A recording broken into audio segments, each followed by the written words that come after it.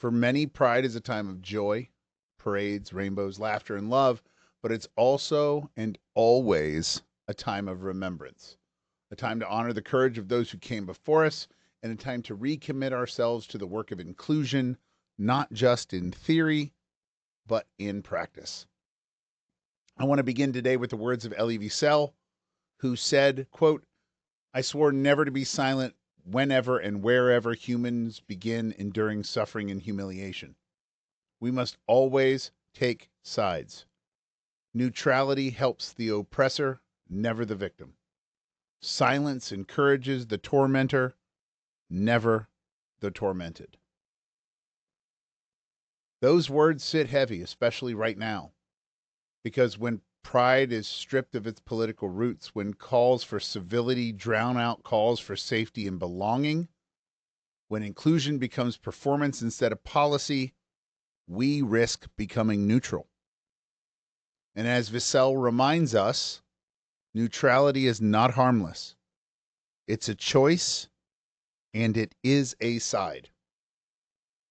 So today, as we reflect on pride, we also reflect on voice, on silence, on the responsibility that we carry, not just to live our truths, but to make room for others to do the same, especially when it's uncomfortable, especially when it's unpopular, especially when the cost of silence is someone else's suffering.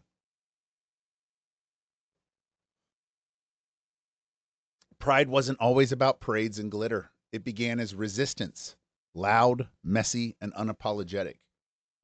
In June of '69, at the Stonewall Inn in New York City, queer and trans people, many of them black and brown, many of them unhoused, many of them already criminalized simply for existing, stood up to police brutality and systemic harassment.